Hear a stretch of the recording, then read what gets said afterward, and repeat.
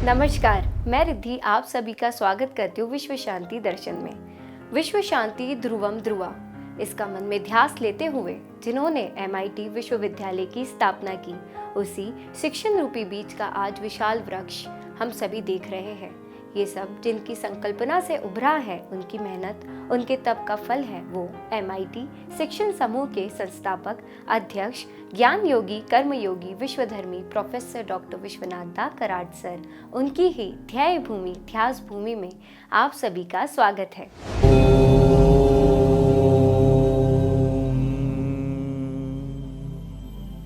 नमस्कार और सभी दर्शकों का हार्दिक स्वागत।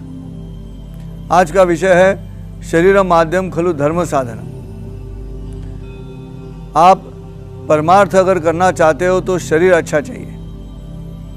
परमार्थ के लिए भी शरीर का अच्छा होना आवश्यक है, और वो इसलिए आवश्यक है कि परमार्थ में जो एकाग्रता की आवश्यकता है, वो एकाग्रता जब तक शरीर शांत नहीं रहेगा, शरीर निरामय नहीं होगा, तब तक ये मुमकिन नहीं है। और इसीलिए शरीर का अच्छा होना ये मनुष्य धर्म है। Under the law of natural justice, जो कुदरती कायदा है, उसमें पहले मनुष्य ने खुद का शरीर अच्छा रखना है। आपको अचरज लगेगा, लेकिन हवाई जहाज में जब सूचनाएं दी जाती हैं, तब अगर हवाई जहाज में ऑक्सीजन कम होता है तो जो ऑक्सीजन के लिए जो केबल नीचे आता है, जो मुंह को ढक्कन लगाने के लिए कहते हैं, उस समय भी एयर होस्टेस कहती है कि पहले अपने मुख को लगाओ और फिर अपने बच्चे के। माँ और बच्चा बैठने के बाद भी, माँ का प्यार होने के बावजूद भी, निसर्ग नियम के अनुसार पहले ऑक्सीजन का जो बक्सा है वो अपने नाक में लगाओ, ऐसे कहा जाता है। क्यों? मनुष्य का शरीर नंबर 1, शरीर माध्यम खलु धर्म साधनम। ऐसे कहते हैं कि अच्छी सेहत किसकी है, तो उसमें ऐसा लिखा हुआ है कि पाँव गरम, पेट नरम, दिमाग ठंडा और डॉक्टर को मारो डंडा।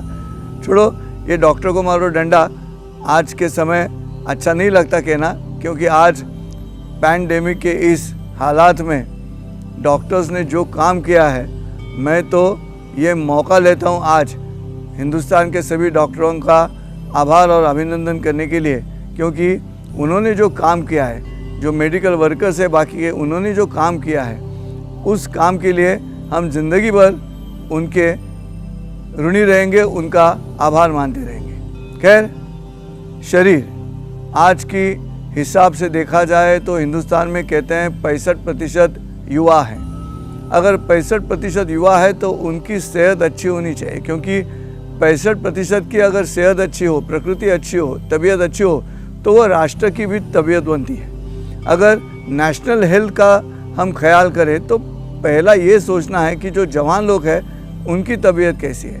और इसलिए आज का जो विषय हमने लिया है, शरीर माध्यम खलु धर्म साधनम, वो इसीलिए है कि मनुष्य का जन्म है, जन्म होने के पश्चात एक 5 साल तक, ज़्यादा से ज़्यादा 10 साल तक माँ और पिताजी अपने बच्चों की सेहत के बारे में सोचते होंगे, लेकिन उसके बाद में बच्चे ने खुद सोचना है। वो निसर्ग नियम है, और आज के हिसाब में देखा जाए तो उतना विचार हमारे देश में नहीं हो रहा है। कई देश ऐसे हैं दुनिया में जहाँ जवान होने के बाद, ग्रेजुएशन करने के बाद 3 साल तक मिलिट्री में जाना होता है। मुझे ऐसा लगता है कि देश हित की तो बात है ही, देश सेवा की भी बात है, लेकिन उससे भी ज़्यादा महत्वपूर्ण ये रहा कि 3 साल तक अपनी युवा आयु में अगर कसरत की जाए और मिलिट्री के डिसिप्लिन में अगर वो की जाए, तो ज़िंदगी भर सेहत अच्छी रहेगी और राष्ट्र की सेहत भी अच्छी रहेगी। आजकल हम देखते हैं कि अगर कॉलेजेस में जाओ, स्कूल में जाओ, तो वहाँ बच्चों की जो सेहत है उस पर उतना ध्यान नहीं दिया जाता जितना देना चाहिए। और इसलिए आज इस चैनल के माध्यम से हम आह्वान करने की कोशिश कर रहे हैं कि अगर विश्व शांति की ओर यात्रा शुरू की है, ऐसे जब हम कहते हैं, तो उससे बिल्कुल पहला जो स्टेप है, वो पहला स्टेप है जो यात्रा कर रहा है उसकी सेहत का। और अगर उसकी सेहत अच्छी है तो ही ये विश्व शांति की यात्रा पूरी हो सकती है, नहीं तो नहीं हो सकती। और इसलिए जो युवा पीढ़ी है आज की, इन्होंने ध्यान देना है, क्योंकि आजकल ये हो रहा है कि हमारी जो मनोरंजन की इंडस्ट्री है, उस इंडस्ट्री से जिस तरह से फिल्में निकलती हैं या सीरियल्स निकलते हैं, उस सभी में हमने देखा है ज़्यादातर ख्यालों के दृष्टि से देखें तो खुद के सेहत का नुकसान हो जाएगा, और वो भी ऐसा नुकसान कि जो आप वापस रिकवर नहीं कर सकते। यहाँ चलता है सब। मैंने जैसे पिछले एपिसोड में कहा कि बुद्धि कर्मानुसारिणी, तो कर्म क्या है उस पर निर्भर करते हैं। अगर प्रकृति अच्छी है तो ज़िंदगी अच्छी है, अगर ज़िंदगी अच्छी है तो परिवार अच्छा है, अगर परिवार अच्छा है तो समाज अच्छा है, और अगर ऐसे अच्छे समाजों का बड़ा समुदाय यानी कि राष्ट्र, वो राष्ट्र भी अच्छा होगा। और इसीलिए ये शरीरम माध्यम खलु धर्म साधनम, यहाँ पे धर्म साधनम शब्द में जो धर्म है वो शरीर धर्म की बात की है। क्योंकि जब हम कहते हैं कि शरीर में जो 3 तरह की व्याधियाँ रहती हैं, उस व्याधि को अगर हम निरंतर अपने अमल में रखें तो शरीर निरोग होता है। मतलब रोग हैं, लेकिन उन तीनों रोग जो है उसे कहा जाता है आयुर्वेद में कफ है, वात है और पित्त है। ये तीनों को अमल में रखना है। अमल में रखने के लिए उसको नि अक्षर जोड़ा गया है, इसलिए कहते हैं निरोग है। शरीर कैसा है? निरोग है। और इसीलिए हमें हर रोज़ सुबह कसरत करनी होगी। कम से कम अपने जो श्वास लेने की प्रक्रिया है उस पर ध्यान दीजिएगा। उस पर ध्यान दोगे तो भी अच्छी सेहत बनती है, क्योंकि श्वास से विश्वास पैदा होता है और विश्वास से आत्मविश्वास पैदा होता है। और इसीलिए आज इस चैनल के माध्यम से जितने भी युवा आज ये बात सुन रहे हैं खैर तो ऐसे होता है कि ये जो प्रवचन की बात बनती है तो ये 4 अक्षर ही ऐसे हैं जो युवा वर्ग को उस चैनल की तरफ नहीं ले जाते। लेकिन मैं आपसे विनती करता हूँ, जितने भी लोग आज मुझे देख रहे हैं, सुन रहे हैं, उनसे विनती है कि आप कृपया अपने घर में जो युवा है उनसे कहे कि ये जो प्रवचन है, ये प्रवचन आपके ज़िंदगी में खुशहाली तैयार करेगा। क्योंकि मेरे प्रवचन के माध्यम से मैं अपील कर रहा हूँ, आवाहन करता हूँ उस युवा वर्ग को कि पहले क्या करें। परमार्थ की तो बात बाद में आ गई, पहले शरीर अच्छा होना चाहिए। चलो मैं तो कहता हूँ कोई ऐसी स्थिति आ गई कि वहाँ पे हम लड़ाई नहीं कर सकते और मुझे अगर भागना पड़ेगा, तो मैं तो कहता हूँ कम से कम भागने के लिए तो पैरों में ताकत चाहिए। अगर आजकल हम देखेंगे तो स्कूल में और कॉलेजेस में जो इंस्ट्रूमेंट बॉक्स रहता है उसमें जो डिवाइडर रहता है ना वैसे दिखाई देते हैं। कुछ कसरत नहीं करते, पाँव छोटे छोटे हैं और ऊपर बालों को वो क्या स्पाइक्स बनाते हैं तेल लगा के, और ऐसे जैसे रोंगटे खड़े हो गए हैं बिना वजह। और वो रोंगटे भी स्थिति की वजह से नहीं तैयार हुए, रोंगटे हम खुद खड़े कर रहे हैं। कभी कभी लगता है ये थोड़ा गलत मार्गदर्शन की तरफ जा रहे हैं हम सब लोग। और इसलिए जब सेहत की बात बनती है तो हमें ये ध्यान में रखना चाहिए कि शरीर का जो पोषण है, मतलब हम जो खाना खाते हैं वो एक यज्ञ कर्म है। और यज्ञ कर्म में जिस तरह से शास्त्र विधि के सम्मत क्रियाएं की जाती है वैसे करना चाहिए। लेकिन आजकल के ज़माने में ये जो सब फास्ट फूड आया है, ये खाओ वो खाओ, कभी भी खाओ कहीं भी खाओ, तो ऐसा लगता है उससे शरीर पे गलत परिणाम हो रहा है।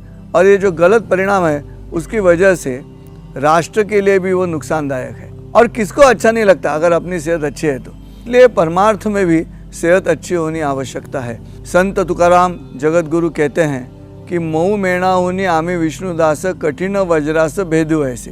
कहने का मतलब यह है कि मोम से भी हम बिल्कुल सॉफ्ट हैं, लेकिन हम अगर वज्र का आक्रमण होगा तो उसको भी भेदने की ताकत रखते हैं। जहाँ तक राष्ट्र का सवाल है, सेहत अच्छी होनी चाहिए।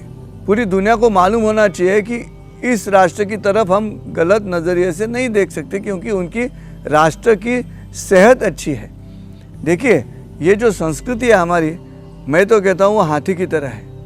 और जब हाथी दिखाई देता है, कल्पना करो कि हाथी ऐसे चल रहा है तो पहले क्या दिखाई देता है? पहले दांत दिखाई देते हैं हाथी के। क्यों? शस्त्र है। भारतीय संस्कृति में ये सबसे अहम बात है, क्योंकि ये जो पहले शस्त्र है वो ताकत दिखाते हैं। हाथी की ताकत वहीं पर है।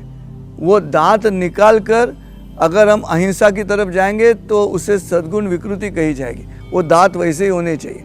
इसका मतलब ये नहीं कि बिना वजह कहीं पे आक्रमण करे, लेकिन दांत तो दिखनी चाहिए। तो भारतीय संस्कृति उस तरह से काम करती है। ऐसे हाथी आएगा, पहले दांत दिखाई दे, फिर शुंड दिखाई देती है। कैसे है? फ्लेक्सिबल है, एक ही बात पे हट के पड़े हैं और अड़े पड़े, ऐसे नहीं है। दूसरों की बात भी सुनने की तैयारी करते हैं और अपनी भूमिका में बदलाव ला सकते हैं, इसलिए वो शुंड है। फिर आते हैं कान, बड़े कान हैं। क्यों? दूसरों की बात सुनते हैं। श्री कृष्णार्जुन संवाद है, एक दूसरे से संवाद होने के लिए एक दूसरे की बात सुननी है, तो पहले कान आता है। फिर आएगा बड़ा शरीर, उस बड़े उदर में जितने भी लोगों के अपराध है उसको माफ़ करने की क्षमता रखते हैं। फिर 4 पुरुषार्थ हैं, धर्म, अर्थ, काम और मोक्ष। उस 4 पुरुषार्थ पे ये पूरी संस्कृति खड़ी है। और लोगों ने जो बुरे काम किए हैं, गलत काम किए हैं, शत्रुत्व रखा है, उसको बिल्कुल छोटा करके पूंछ की तरह पीछे रख दिया जाता है। ये भारतीय संस्कृति है। लेकिन पहले क्या दिखाई देते हैं? ताकत दिखाई देती है। कौन सी? दांतों की ताकत। बस यही करना है। आज अध्यात्म के माध्यम से अगर हमें पूरे विश्व को विश्व शांति की तरफ ले जाना है तो ये बात ज़रूरी है कि ताकत, शरीर अच्छे होने की आवश्यकता है, तभी बात बनेगी। ऐसे कहा जाता है कि क्षमा करने का अधिकार उसे है, किसे है? जिसके पास ताकत है। संत ऐसे कहते हैं, भाव बिन भक्ति, भक्ति बिन मुक्ति। क्या कहते हैं? भाव बिन भक्ति, भक्ति बिन मुक्ति, बल बिन शक्ति मत बोलो।